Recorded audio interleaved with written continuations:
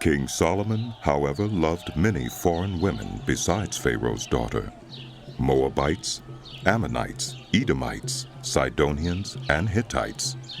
They were from nations about which the Lord had told the Israelites.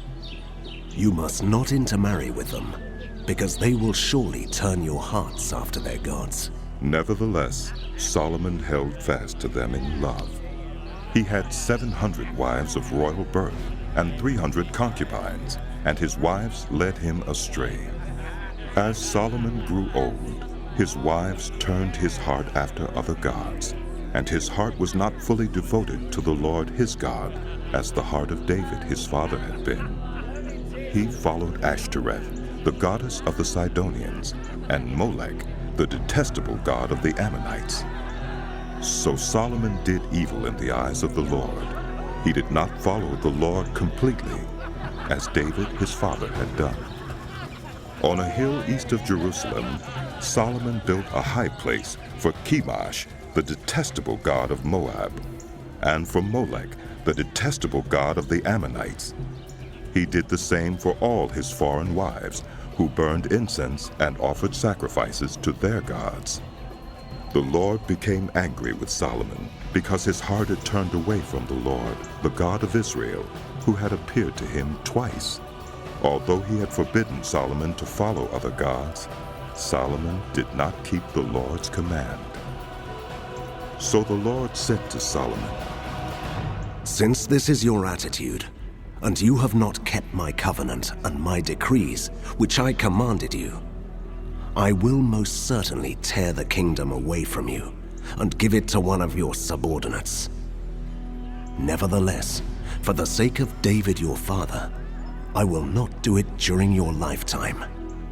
I will tear it out of the hand of your son.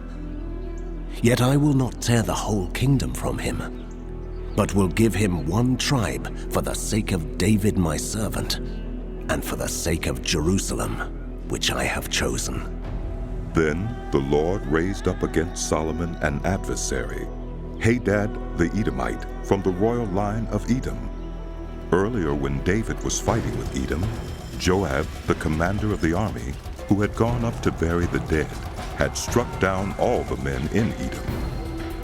Joab and all the Israelites stayed there for 6 months, until they had destroyed all the men in Edom.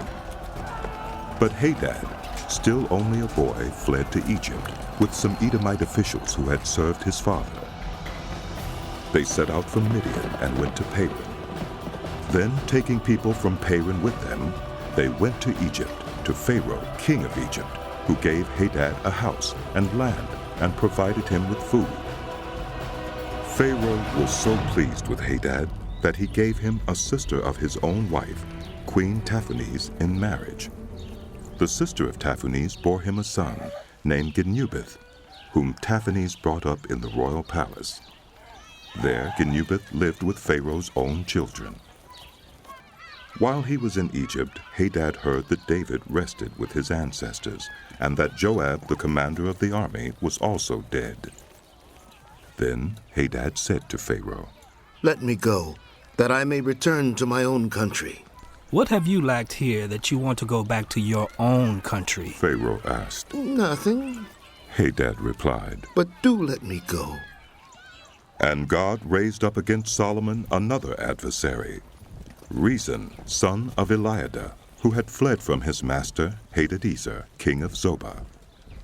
When David destroyed Zobah's army, Rezon gathered a band of men around him and became their leader. They went to Damascus, where they settled and took control. Rezon was Israel's adversary as long as Solomon lived, adding to the trouble caused by Hadad. So Rezon ruled in Aram and was hostile toward Israel. Also, Jeroboam, son of Nebat, rebelled against the king. He was one of Solomon's officials, an Ephraimite from Zeradah, and his mother was a widow named Zeruiah. Here is the account of how he rebelled against the king. Solomon had built the terraces and had filled in the gap in the wall of the city of David, his father. Now Jeroboam was a man of standing, and when Solomon saw how well the young man did his work, he put him in charge of the whole labor force of the tribes of Joseph. About that time, Jeroboam was going out of Jerusalem, and Ahijah, the prophet of Shiloh, met him on the way, wearing a new cloak.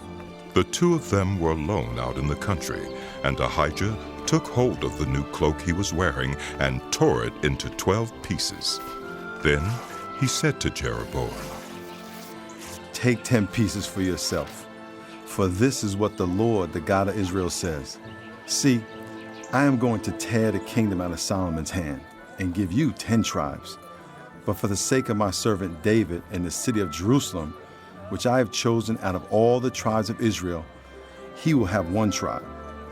I will do this because they have forsaken me and worshiped Ashtaroth, the goddess of the Sidonians, Chemosh, the god of the Moabites, and Molech, the god of the Ammonites, and have not walked in obedience to me, nor done what is right in my eyes, nor kept my decrees and laws as David, Solomon's father, did. But I will not take the whole kingdom out of Solomon's hand. I have made him a ruler all the days of his life for the sake of David, my servant, whom I chose and who obeyed my commands and decrees. I will take the kingdom from his son's hands and give you 10 tribes. I will give 1 tribe to his son so that David, my servant, may always have a lamp before me in Jerusalem, the city where I chose to put my name. However, as for you, I will take you, and you will rule over all that your heart desires. You will be king over Israel. If you do whatever I command you, and walk in obedience to me, and do what is right in my eyes by obeying my decrees and commands, as David my servant did, I will be with you. I will build you a dynasty as enduring as the one I built for David, and will give Israel to you. I will humble David's descendants because of this, but not forever." Solomon tried to kill Jeroboam, but Jeroboam fled to Egypt, to Shishak the king, and stayed there until Solomon's death. As for the other events of Solomon's reign, all he did and the wisdom he displayed, are they not written in the book of the Annals of Solomon? Solomon reigned in Jerusalem over all Israel 40 years. Then he rested with his ancestors and was buried in the city of David, his father. And Rehoboam, his son, succeeded him as king.